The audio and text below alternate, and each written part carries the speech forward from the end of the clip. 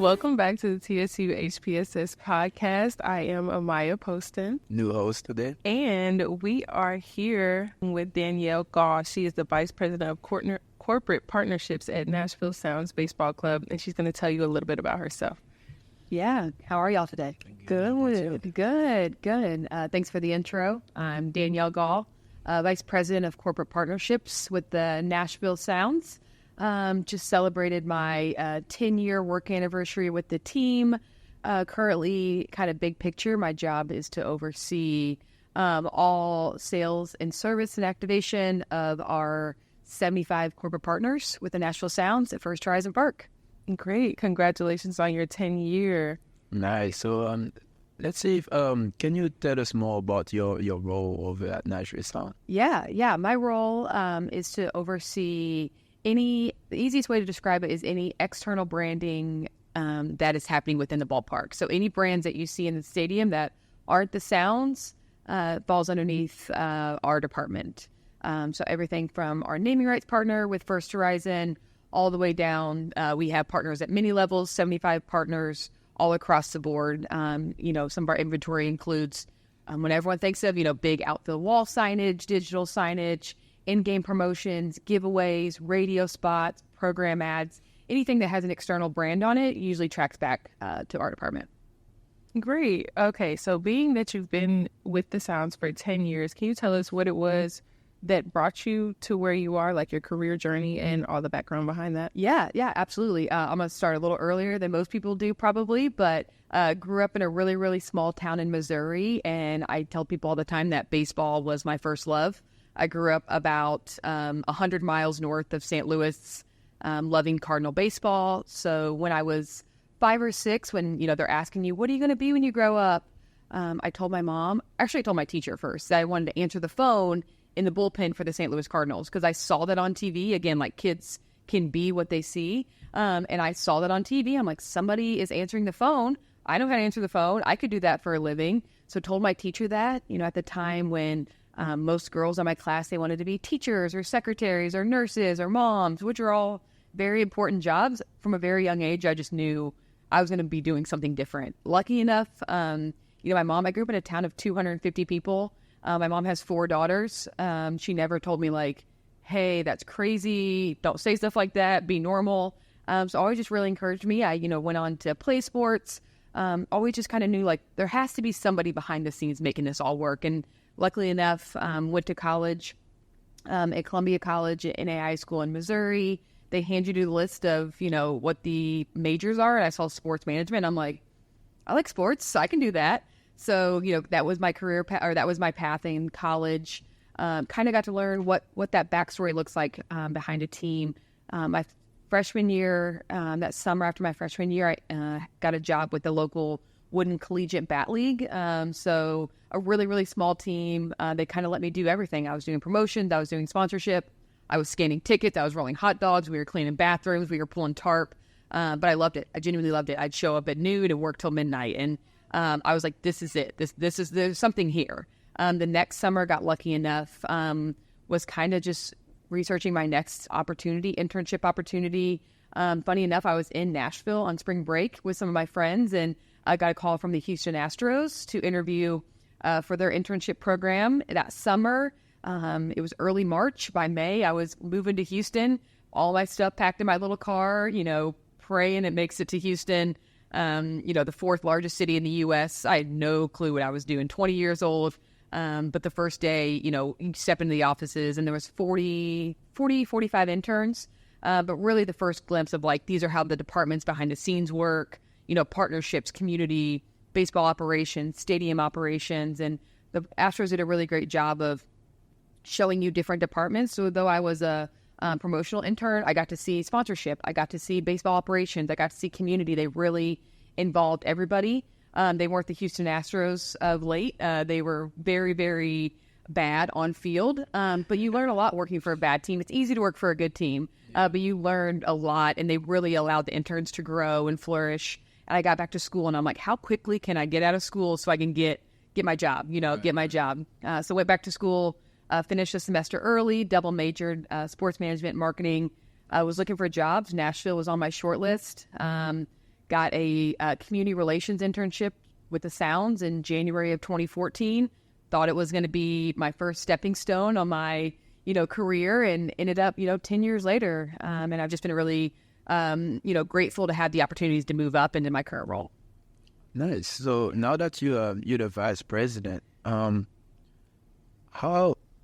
does your day-to-day look like? Yeah, I think that's a part of sports, is that no day looks the same, and that's what I enjoy. Sometimes I'm on a cool podcast, sometimes I'm at the ballpark pulling tarp. So truly no day looks alike. I kind of break it up into in season versus off season. So from April to September, we are in season. So the team might be home, team might be on the road. Those kind of days are going to be really game day focused. So we usually play Tuesdays to Sundays, 6 games in a row. So it's like, what do we have this series? What do we have going on this week? What partners are going to be at the ballpark? So my hours might be, 11 a.m. to 9 p.m. And, really game day focused on what we have going on with those games. We play 75 games, so it's a really long summer. And then when the team's on the road, it's kind of like a lot more chill. The office is quiet. You kind of come in, do what you need to do, get out of there early. They put a big emphasis on making sure your life is put together. They don't want everyone at the stadium 12, 14, 16 hours a day. That's just not productive. So when the team's on the road, it's like, hey, get caught up on life. Do your laundry, see your family, get some rest, whatever you may need to do. So in season, it's just a little bit more of like trust each other to manage your time. Actually, the off season is my busiest season selling. So once we get into October, that's when we're selling partnerships for this year. So the more I do in October, November, December to sell my partnerships, the easier my April, May, June, July, August are. Because if I was waiting till March to sell stuff, it wouldn't quite make sense. So I'm actually busier. We're a little bit more 9 to 5 in the off season, October to March. But my crew, we're busier in the off season, just selling everything. By the time we get to opening day, we have most of our stuff sold, right? It's kind of just like, hey, let's put this into motion. Let's see it all come to life. But no 2 days look the same. Weather, we're impacted by weather all the time. But in the season, it's a lot more rolling with the punches and seeing how the days go. In the off season, it's a lot more of a corporate 9 to 5. When you say selling, what are you talking about exactly? Selling, like our partnerships. So we're on the sales side, revenue generating. So we're selling the sign. We're meeting with companies and learning more about their goals and how we can put their brand in front of our fans. Whether it be a sign, whether it be a promotion, a giveaway, a radio spot. So October is kind of when people are planning their budgets for the next year. So we're trying to get in front of them to sell them our marketing opportunities. Okay, great. Do you think you could tell us more about how your corporate partnerships work? Like, for example, what are your biggest corporate partnerships? What are your smaller ones? How do they work? And then how do you brand them around the field? Absolutely. So we are, obviously, First Horizon is our biggest partner. Vanderbilt Health is the second biggest partner. We've grown a lot of those partnerships. A lot of those partnerships have been here since before I was even part of the team. So a lot of them are going to be what we call renewals. So that's what every year, you might be going back and, renewing and talking to them, or they might be in a multi-year deal where I don't have to call on them this year because they're already good for next season. We are what I call a needs-based department. So we really work through what our partners want. What do they want to buy? We want to make sure we're not giving them inventory that they have no interest in. So our kind of process will be, prospecting. Hey, who are we calling on? What companies are we trying to get ahead of? Is it a car company? Is it a quick service restaurant? Is it a convenience store? What are some big brands that are spending in the space? So prospecting is what we spend a lot of time doing. Maybe who's spending over with the Predators, who's spending with the Titans. So really finding those companies that are spending in the sports space or in the Nashville space. From there, it's, who's the right contact? How do we get a hold of them? Is that an email? Is that a phone call? Do we know somebody? Does my partner maybe know somebody over there, and try to get that warm introduction? The next step will be what we call discovery. So we're very laid back. Like, we work for a baseball team. We're not gonna, like, we want people, like, we should be the fun part of what they're doing. So we're not like showing up. And again, if we need to be dressed up, we absolutely will. But like, we want to be the laid back partner. So the first meeting we call our discovery meeting. I tell my sales reps, like, we shouldn't be talking. Like, let them tell you what they want. Where are they struggling on their marketing? What are they looking for this year? So then after that, we go into problem solving. It's like, hey, this company said, they're really struggling to get foot traffic into their, Franklin location.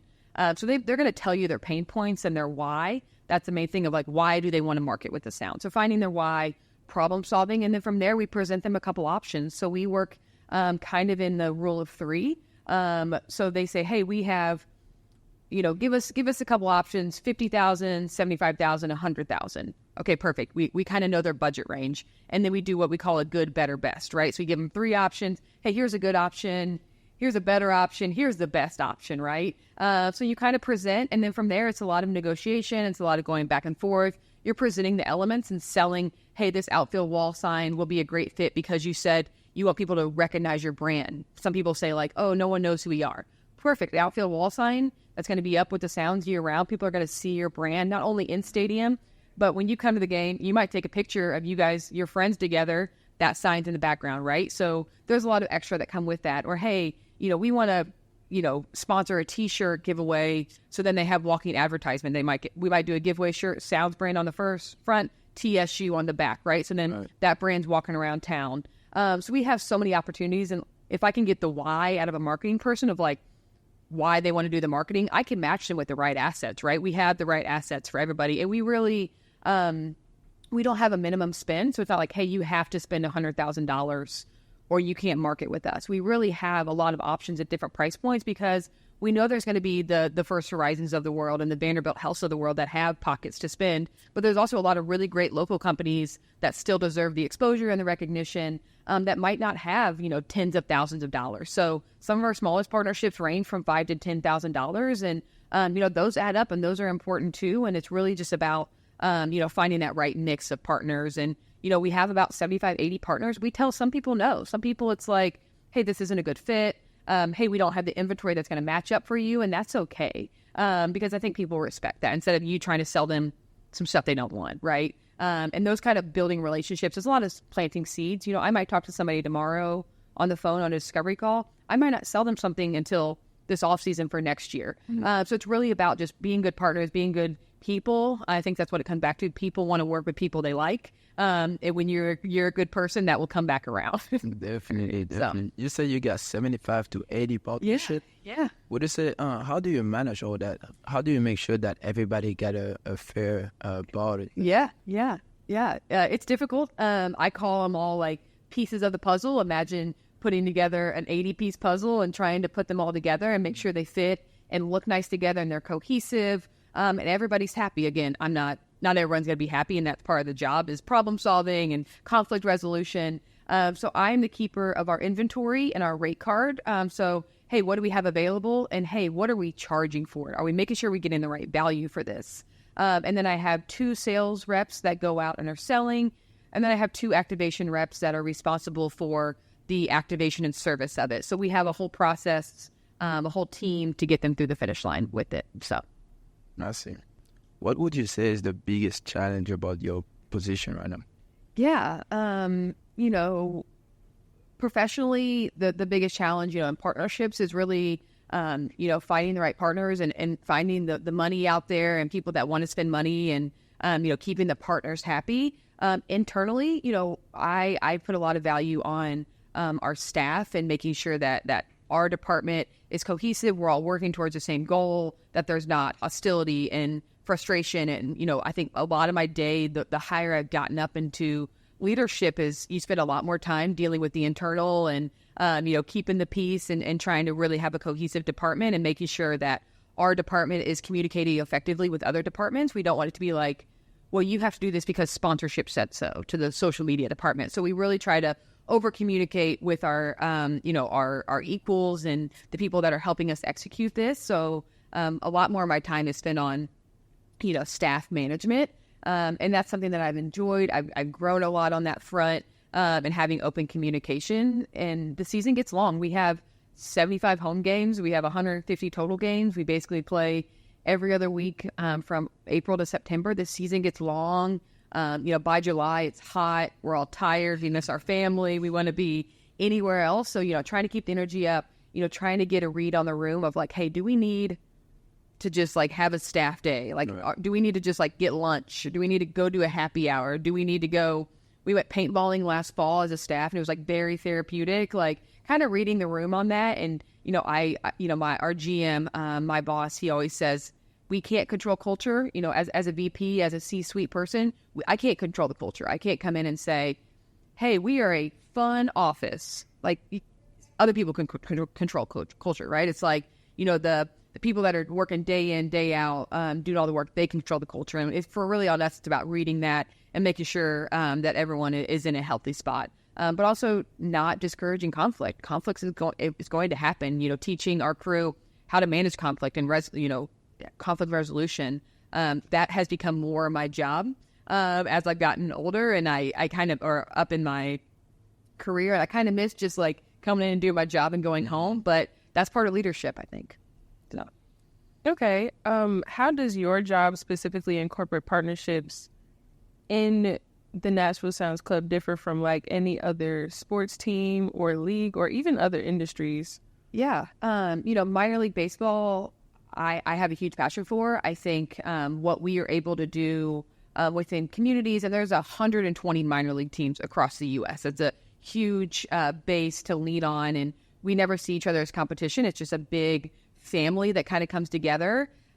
So minor league baseball, I think, sometimes gets this connotation of like, oh, well, you're minor league baseball. You're over here. But if you get to come out to our stadium, you see we're not doing anything minor. You know, we have an incredible ballpark. We put on an incredible show. You know, we were number 3 in attendance last year. We welcomed over 500,000 fans to the ballpark. So we're not doing anything on a minor level. So sometimes it's really storytelling and explaining who we are and what we're doing to just kind of fight through that. You know, in this market, you know, we're going up against not only, you know, the Titans, the Predators, the soccer team, the college teams in town. We're also going up against other events, CMA Fest, Bonnaroo. This is just such an event-heavy town. You really kind of have to stand out in a different way. And I think that what makes the Sounds unique within our market is that we do have the frequency of games. We have 75 baseball games. That's a lot of baseball. It's a lot of the exposure. That's basically, you know, partners, that can be their entire summer marketing plan is marketing with us.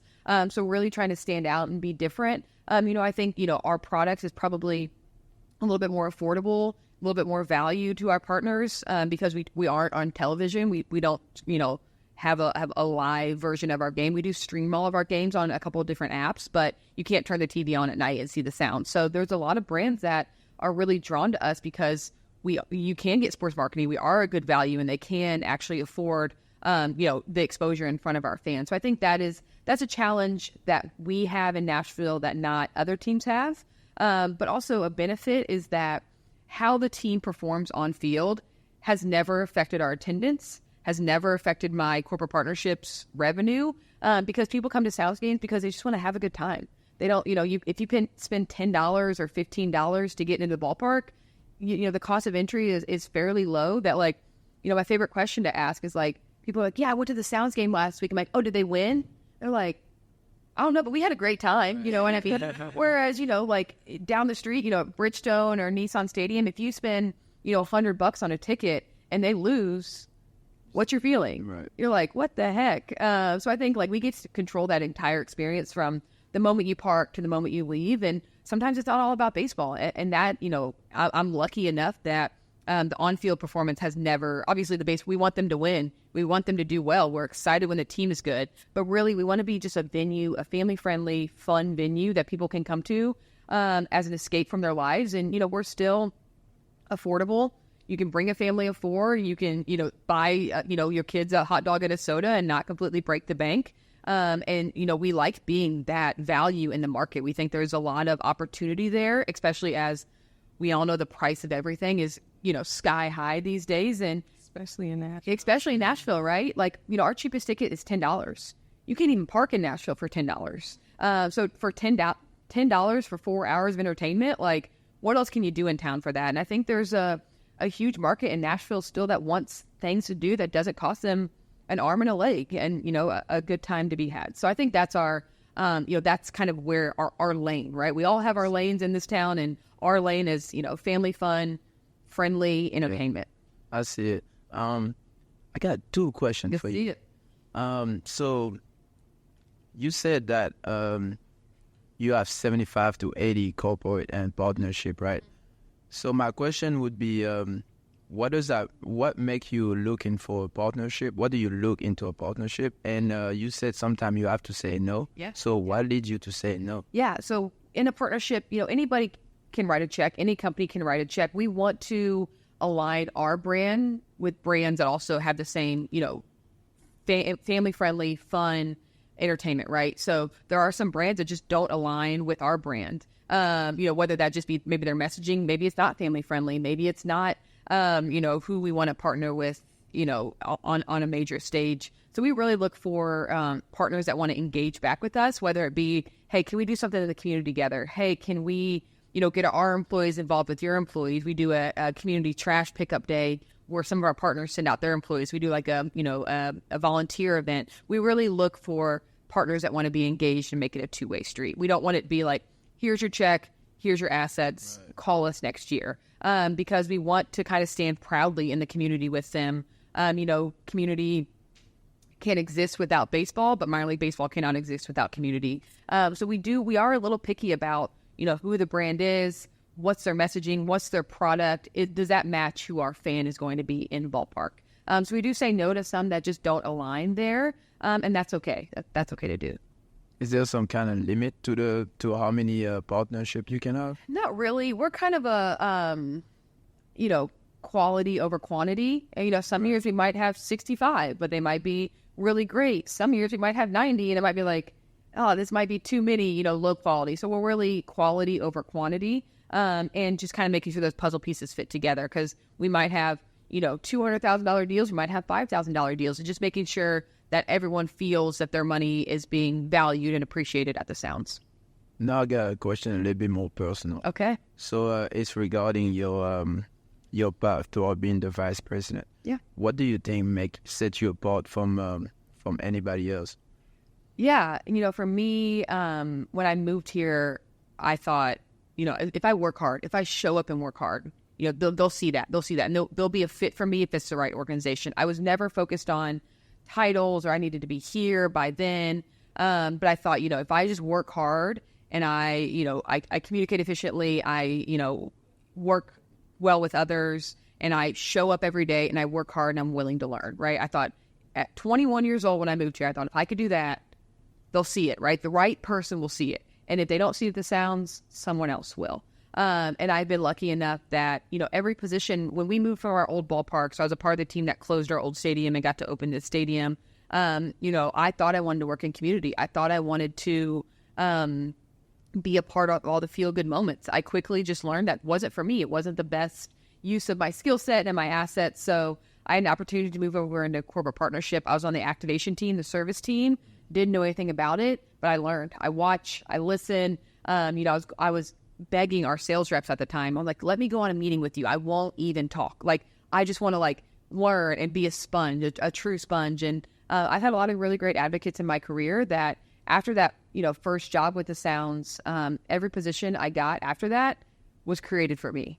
It wasn't hey, Joe over here has to leave before you can get your next job. So they were always willing to move me up, but also I had to ask for it. I had to say hey, I would write on this piece of paper, hey, this is the title I want. This is a job description. This is what else I'm going to be doing. This is how I'm going to be growing. Slide it over my boss's desk. Yep, absolutely. Slide it back to me. So you always have to be, thinking of that, hey, I could do this. Or we get a lot of minor league or turnover in minor league baseball, where, we turn over our staff quite a bit just because it's a long season. It's an exhausting kind of job. And I stuck around. I think sometimes it's just they're literally sticking around. But as people left, I would say, I'll take that. I kind of became like the hungry hippo. So every time I made a move up, it was because, I saw that vision for myself, but also our leadership saw that vision. And I've been lucky enough to work for and with some really great people who valued me being there and, just gave me the opportunities. But I think a lot of it, and this is still what I believe, is do you want to show up and work? Are you willing to learn? Those are two things. We're not doing brain surgery at First Horizon Park. We're really not. We can teach you the rest, just showing up and willing to work. And I think at the end of the day, that's what got me there. And, I learned work ethic from a really young age. Both my parents worked really hard. My entire family comes from a family of entrepreneurs that up with the sun. And, I worked since I was 16. My mom owned a daycare. when I was younger. So, we were doing it all. And, I learned hard work and, some people just don't have that, and that's okay. Good. Considering that you're kind of would you consider this the peak of your career? No. Okay, No. good. No. I don't think a career is, I think it's a roller coaster, right? There's a lot of ups and downs, so. That's good. Can you tell us, since you don't feel like you're at the peak, tell us some more goals that you have for yourself, both personally and professionally within the Nashville Sounds, or if you're looking to go anywhere else? Yeah. So for me, as I grew in my career, I said I would be a VP by the time I turned 30. VP by 30. Like, that was what I had my sights on. So I was like mapping out, okay, in 6 months is what I'm going to do. In this 6 months, I became a VP 2 months before my 30th birthday. Wow. So I was like, oh, cool. I snuck that in. And I stepped back and I'm like, okay, you did it. Like, it doesn't always have to be this rat race for what's next. So the last 2 years, I've really, been able to take a step back and just have some contentment and say, like, you worked your butt off for the last, 8 years, enjoy it, live in it. This is what you've worked for. I am really, trying to take some time to do other things. I worked for so many years, this kind of last few years of my life, I bought a house, I got a new dog, trying to build this life outside of work has been really healthy for me. So that contentment and be able to sit in that on the professional side and know that I have that foundation, that I don't have to go to work and like be just grinding constantly, saying like, I made it to that point. Let's just enjoy it. When you're on the mountaintop, let's just set out and look at it for a while before I decide what's next. My internal, I'm always itching for what's next. What else can I do? What's the next challenge? At the Sounds, I've kind of done it all, seen it all. I have really a great boss. I don't want him to go anywhere. He's not going anywhere. So I'm not, gunning for his job. For me, it's all about what's next. What's the right opportunity? I believe that it will come to you. I don't think you always have to be hunting it out. So for me, I think I'm very happy with where I'm at. And I'm very happy with, where I'm at with the Sounds and that position. But for me, opportunity calls calling for me, it's all about learning. If I can learn something else or diversify my skill set, that would be something that would, kind of interest me and scratch that part of my brain for learning and growing and something different. But would you have any advice for any students to maybe make it to their goals? Yeah. I think enjoy, being a student. I look back on it and I think I was in such a hurry to get out because I knew what I wanted to do. I thought, I know what I want to do. And don't be in a hurry. Enjoy, the last days or the last months or years of just being able to, be, I'm not going to say a kid, but like have that freedom, right? Because I love school. I'd love to go back to school. I'd love to go to law school or do something. So enjoy that time in your life where you don't have to, show up to work every day. I thought getting to class was hard. Like, work is just every day, So I think enjoy it and live in it and make the connections you can. I think, 10 years ago when I graduated college, I didn't have the connections that you guys already have. LinkedIn wasn't a thing. I didn't just reach out to people and say, hey, can I interview you? So I think like build on that and those relationships will come back tenfold. So really network. And I think genuine networking is something that some people are really good at, some people aren't really good at. So I think, being authentic and coming at it from a place of like wanting to learn and grow your, network and not just only calling somebody when they have a job posted. I think that's really good. I think when you're job hunting, it's your chance to interview them, right? If you get an interview, you want to know about them, right? You want to know who the people you're working for, do they align with who you are, what you're looking for. I think everyone's so willing to go work anywhere, but it's like, hey, am I going to like the people I'm working around? But also not being so focused on a title. I think we get out of school and you're like, well, I need to be this for my resume. Like, nobody cares. Just go, pick what feels right, trust your gut, pick something that you feel is a good culture, a good fit for you personally, a good fit for your skill set, because the titles will come, the position will come. Be willing to maybe take a job. Like it sounds like I was like, I don't know if I want to do CR. We'll see. But it felt right. And I've obviously worked out for me. If you get in the right organization, they'll find a place for you. If you're a good employee, they will find a place for you. And the minute those other jobs open, you got your foot in the door. And So not getting stuck on titles and just, again, be willing to show up every day and work hard and learn, just be a sponge and be willing to step back. And, that's how I learned too. Just watch other people do it and do it better than them next. That's my advice, enjoy it, soak it in. You'll look back in 10 years, you'll look back with much kinder eyes to this where you guys are at right now. Yeah. You'll miss it. Well, thank you so much. I really appreciated hearing everything from you. I am excited to see the rest of your endeavors on life, and thank you for the advice. Absolutely. Thank you so much. Yeah. Yeah, we out of question. Yeah. You have a good day. Thanks for having me, guys. Thank you. Bye-bye.